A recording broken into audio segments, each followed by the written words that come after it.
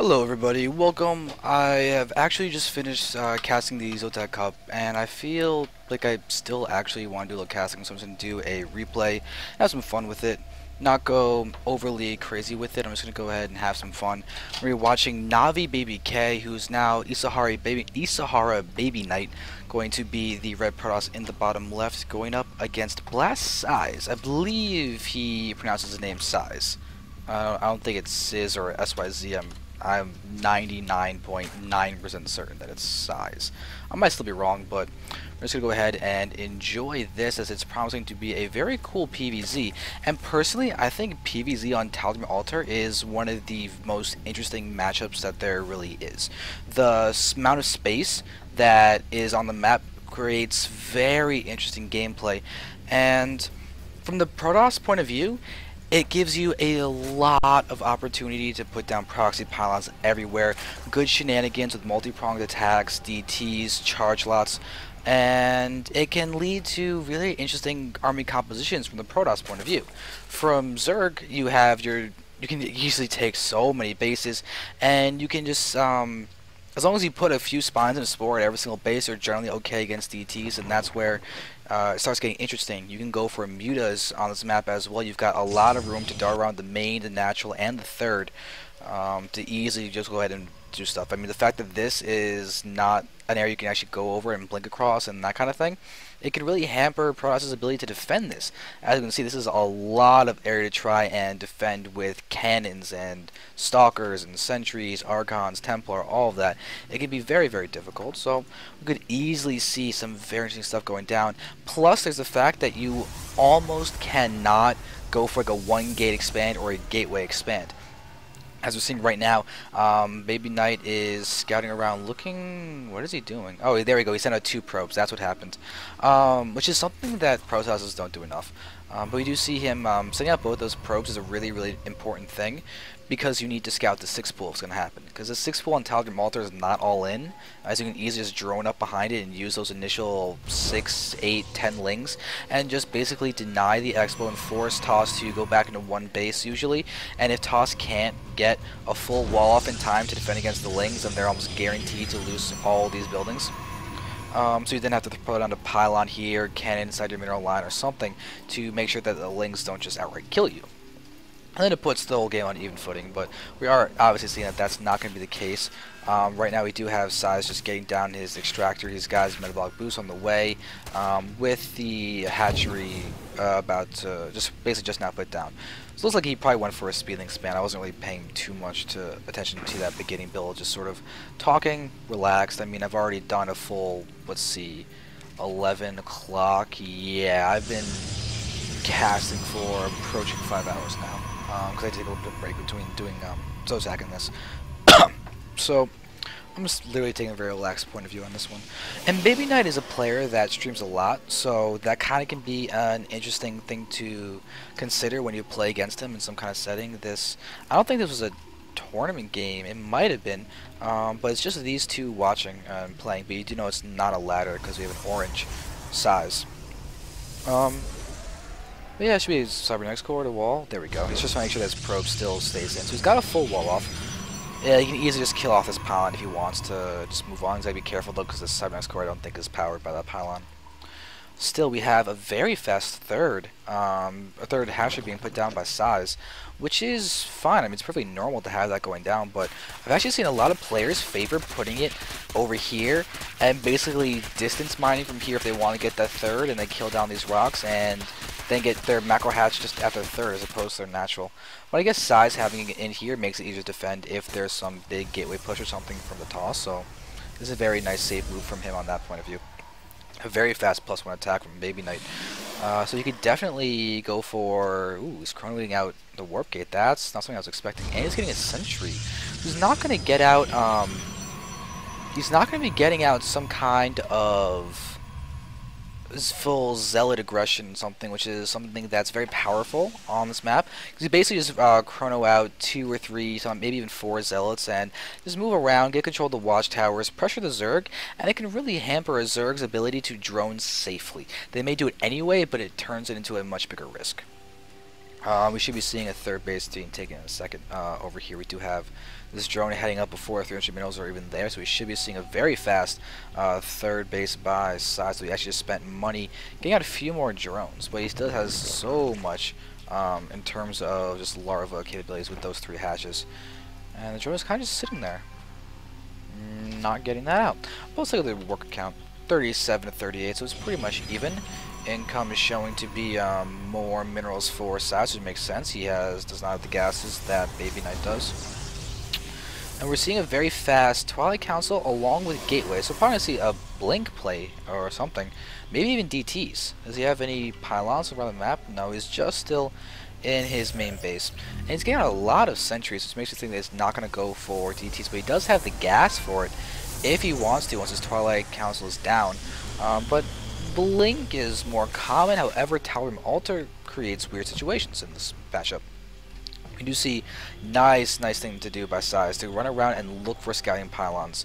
Right here is one of the most effective spots for a pylon in this entire matchup on this map, because this scouts for a 4th base, allows Warpins to attack this 4th base, and you can easily hit timings where you warp in a bunch of DTs and Zealots over here while you attack the 3rd, the natural, or some other base that's on the map somewhere, and it allows for you to basically be incredibly aggressive. And look at that, size with multiple spores. I'm pretty sure that's to be lifted off and put down here, but he still has not taken that 3rd base. And we can see right now Zealots are being split up and going for those areas. We can see that there's 1 kill.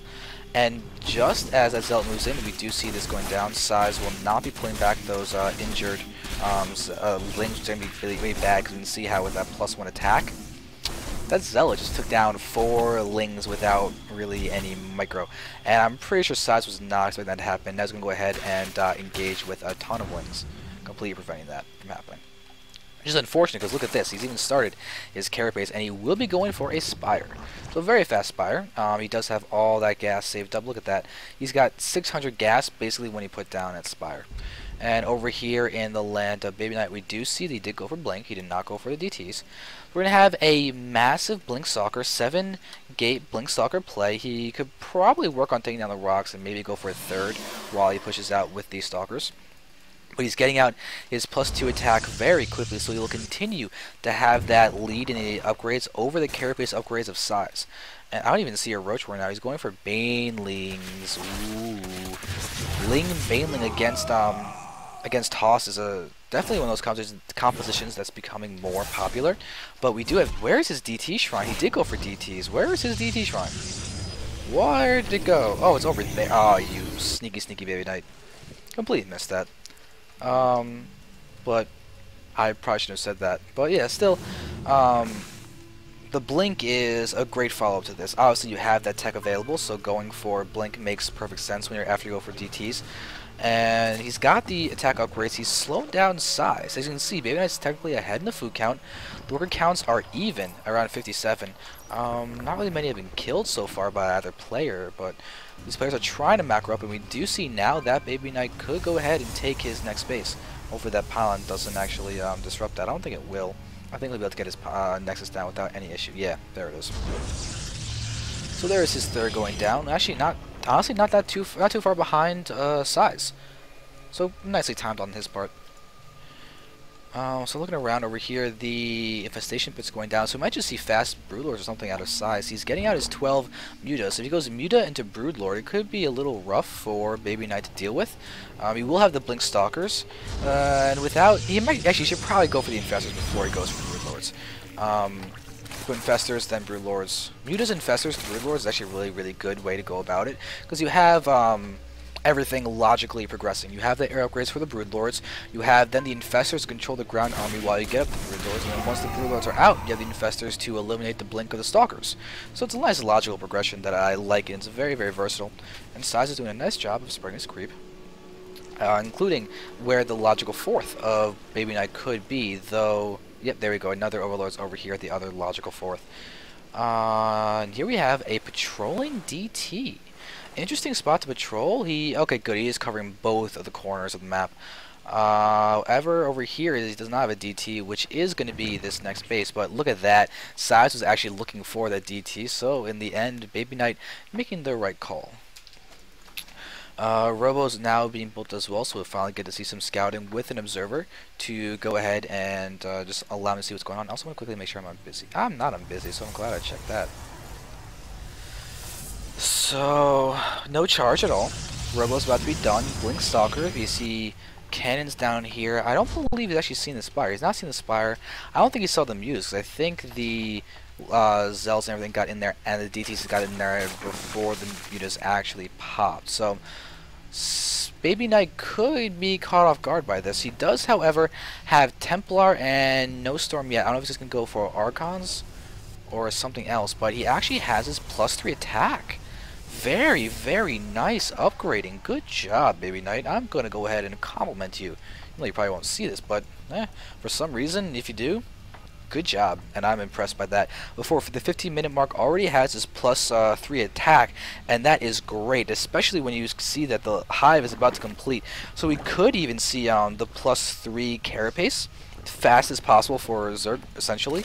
But I'm kind of waiting for the Broodlords to come out. The +2 carapace is almost going to be done. The +2 melee is going to be out fairly soon. But we have a nice flock of mutas, actually beyond flock. We're about to get to a murder of mutas.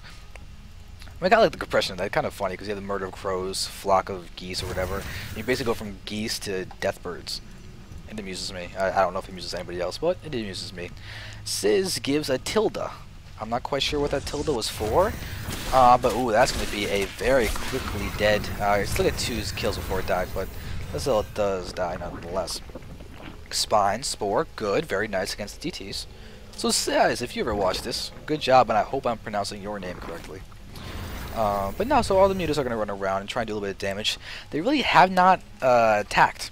And ooh, that is a Ultra Cavern going down and Adrenal Glands. This is the fastest crackling, the fastest cracklings you could ever see. He's going for the Ultras and cracklings as opposed to the Broodlords I would expect, especially after having the Spire getting out all these attack upgrades. Maybe he'll just prepare for that afterwards, and plus Ultras are not generally used against Protoss. They're a lot better against Terran. Just in general, Protoss can blink to spread their stalkers very, very efficiently in the face of that. They don't have to worry about movement like the Marines have to when they try and spread. So that's a big, big thing to know. Plus, Charge Lot, Archon, Mortal, Stalker, they're all good against the Ultras in some way. And there are no Colossi out, which is actually going to help BabyKnight against the Ultras. We do have a Stargate out. Maybe we'll go for a Fleet Beacon and get out some kind of thing. But the Ultras do have that surprise factor. Don't underestimate the surprise factor with the Ultras in this matchup, because that can be a deciding factor in itself. But all these stalkers are ready to run around. SaharaBabyKnight has efficiently killed off that Expo. And I hope he got speed for... Yep, he did get movement speed. Very nice. The movement speed is going to be really important in making sure that this Overseer doesn't complete... Whoa, goodbye to that DT. The movement speed is really key for the Overlords and making sure that it doesn't get too far separated from the mutas just in case of those DTs. But this guy is still happily patrolling. He does have 1 kill. I think that was actually a worker trying to get that base, maybe. So, SaharaBabyKnight has been kept on 4 bases, which is not really a good sentence to say. He's been kept on 4 bases. So, 4-base Zerg has got a very powerful economy. As you can see, he's maxed and has been maxed, and look at the money. He's basically preparing to go for a battle, kill hopefully the majority, if not all, of BabyKnight's army, and then just remax and go again and win with overwhelming force. But something to realize, though, is that a lot of his army is in these mutas that are now getting taken out. And those mutas are a significant investment, so he's lost a fair bit in going for that. However, by losing those few mutas, he's going to get out another Ultralisk, and there is a very, very dead DT. And the thing is, these Overseers could get sniped by the Blink Stalkers, and then DTs will reign supreme. However, they will get attacked by the splash damage of the Ultras. So if the Ultras get those shots off, that'll be a very big deal. Let's look at the income for the fun of it. Yep, Zerg does have a lead, 74 to 68. Kind of surprised that BabyKnight really wants to defend this base. Pylon, mess up the AI of the links and all that, but there is this base up. There is this base up. It's not English. But that base is now up, nonetheless. And oh, there we go. We have Banes. And with those Ultras, ooh, this is a combination I like and want to see in action. To have all those Ultras there to make sure that forces can do nothing, those Banes are almost guaranteed to explode. He's kind of metagaming that because, as you can see, there aren't really any sentries on the field. There's literally 3 sentries on the field, and I don't know where they are. They're back here. Actually, basically here to defend against Zerg run-bys and the sort. But High Templars are... It looks like there's 1 in every single one of those bases, and look at all those gateways that are not warp gates. I mean, he's maxed right now, so he can't reproduce, but he's got to get those into warp gates if he wants to be able to reinforce quickly. Because now we have a huge force of huge orange, and now we're going to go ahead and start running. There we have storms on the Banelings and the Mutas. Those Banelings, they might not be able to connect. There we go, a few of them going in, but a lot fewer than there could have been. And now we're seeing more storms. We have that sentry being picked off now as everything is going down. Oh my god, what is going on my screen too? But right now, as you guys are pushing in, we've got a lot of Blink Stalkers coming in. They can easily blink forward. Look at this one Ultra with very little health. It might get sniped off. There we go. It did get sniped. Very, very good move down there. And at the end of that battle, it looks like an even trade. However, the money is very much in favor of eSahara. So if he can just remax and continue pushing, continue being aggressive, and maybe even shut down this base, that'll be great for him. Or at the least, contain BabyKnight. Prevent BabyKnight from getting a 5th base. BabyKnight's almost mined out from his natural. It'll mean he's going to be down to basically 2... I probably shouldn't say basically 2 bases. That's kind of an awkward sentence. But he'll be down to essentially 2 bases of income. And as we can see, eSahara is got this base now starting to mine. That's 1. You got 1.5, I'll call that. 2.5. 3.5 bases of mining. So he's preparing a very, very strong army. And wow, look at that. 5-3 actually. Ultras, because he has that Chitus plating upgrade. 3-3 cracklings are going to be moving around in here. And if you look at this army, few Zealots and Archon and Immortal are now in here. But this is going to be unfortunate for BabyKnight. However, there we go. Look at that. We have the Mothership coming in.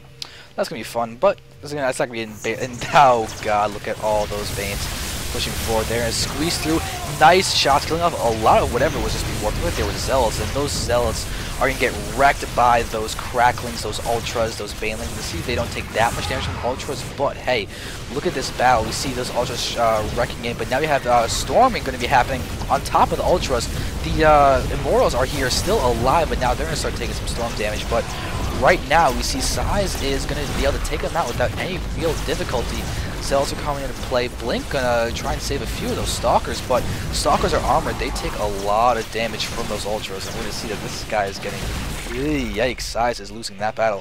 However, look at what's coming in. Almost 100 Lings are going to be coming in right now, but the Mothership is approaching their battlefield. Here we go. 50 mana only at the start, so we can't Vortex quite yet. But if we see mass Archons against this army, that could really work well. The DTs are there too, if he wants to go ahead and over that. But now we should be seeing some big storms. Yeah, there we go. There's one. There's another one.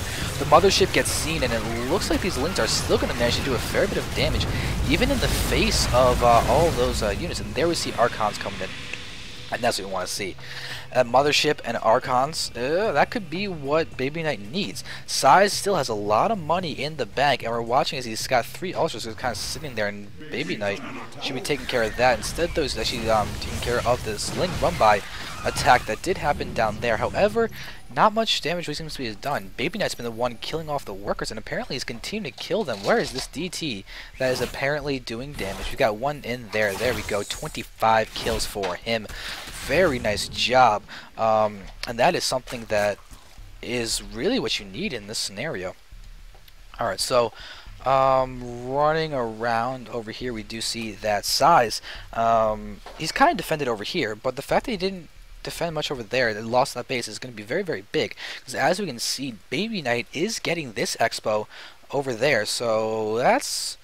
Ooh, Mutas, which again, and they're 2-1 Mutas at that. Do we have a Greater Spire? We do not have a Greater Spire. I would definitely want a Greater Spiral, because if he switches to Broodlords, that could be much, much better than these Ultras, because as we can see, the Ultras aren't doing too much, but this weird reverse teching switching to the Mutas is something that is a great thing to do. People always talk about tech switching and how it's effective, you do this and this and this, but people usually think, well, oh, you go forward, you go Broodlords, you go Ultras, you go back and forth, back and forth. For PvT, you go High Templar, 2 Colossi, back and forth, and you get both, and that's wonderful and perfect, but sometimes that's not always the best way to go about it. Normally you have to switch from one to the other to catch your Terran opponent off guard. Now we're seeing a backwards tech going to be bringing in these Mutas. There's a fair amount of cannons here, but these upgrades for the Mutas are definitely good. We do see though that BabyKnight will be completely ignoring that, as we have a bunch of Archons moving around here, Immortals, Zealots, and his Mothership. No Colossi, which is something that I very much like. The lack of Colossus PvZ is something that just seems so much better. I like doing that kind of thing myself. And I really want to see pros do that so I can try and learn from them, just from a personal standpoint. But now we're having a big attack, but BabyKnight is way too far back to actually try and defend against this. But you can see these DTs are helping defend from that area. We've got all these Archons and Zealots and everything just running around over here. We have Muta's going to go ahead and try and help attack and kill off that base. But if you look around this, there's no more natural here. Size also does not know about that base down there. This is what he needs to actually shut down. We're watching as a lot of drones are being picked off. Size is behind in the fleet count by a significant portion. Unfortunately, all of his big tech structures here are going to be taken out, and these are Overseers. They are not Broodlords. I said to quickly check on that. Just to make sure I didn't somehow miss a Greater Spiral on the opposite map or something, but this is still mining, and Size is now fully aware of that. He's going to need to shut that down right now, because this base is going down. And there we go, now those Mutas are attacking, but these Mutas cannot engage this army. It's the really big thing right now, is that BabyKnight is essentially maxed out. He's taking out all the key tech structures inside the main base, and we'll recall, mass recall, glory the minimap to see where that big all of a sudden blob of red just spawned, and that is such a nice positional thing to do. People are like, oh, Archon toilet, yay. Well, you know what? There's a great thing you can do. Attack, kill stuff, and recall. This was a strategy that I've seen Kiwi Kaki do, I believe, a bunch of times, where he actually would go for massive amounts of Blink Stalkers, invest them into killing off the entirety of the Zerg main, whether it's killing off their hatchery at minimum or something else. He does that, and then he blinks, he recalls back just to make sure that he doesn't lose his entire army. It's a great offensive tool, as well as not just in terms of the Vortex, Archon Toilet. These Mutas are really wreaking havoc. We can see there are 23 probes to 50 drones, so if BabyKnight for some reason stays in his base for a while, we might be able to see Size come back into this. However, look at how far back he is in the tech, and that is a horrible thing for Zerg. He does have Ultras sitting around, but his spawn pool is just coming in now, so he's going to need to try and get out a lair once again to try and do something. But we have all of these Mutas just attacking happily. And Size, where is your lair? You need tech. He's getting drones. He needs tech. He can get a lair now that he has that spawning pool, because that is the requirement for that. We can see BabyKnight is going to get that base once again, but take a look at the income. It's very much in favor of Size, but he's got no real army. These Mutas just took a huge hit, and that's going to be a big deal. They're able to shut down getting on this base, but as you can see, without canceling of that Code Photon Cannon, BabyKnight does not have enough energy to really go about doing this. So he's going to have to engage. He's going to basically have to try and win now, because he can't really get out the next. There we go. The Nexus is now actually putting down a. Actually, put it down before he lost that base and left. So his left base was basically almost a decoy. And that's a pretty big deal, actually. Now we're going to see, watching him moving in, he's got all of those guys running around trying to go ahead and attack down there. But these Ultras are trying to engage. We've got Archon's ready to go and move in. This is going to be a really big deal. They can go in and get the kill off. There we go. Now we're going to see them attacking. Clicking back, those Zealots are going to move in. He has Sidestorm. All of those Mutas are getting evaporated by that. And now we have the Mothership coming in. We should be seeing a GG out of Size soon. He's got Lings. They are 3-3, so they're not going to die to 2 shots of Zealots, but look at everything else.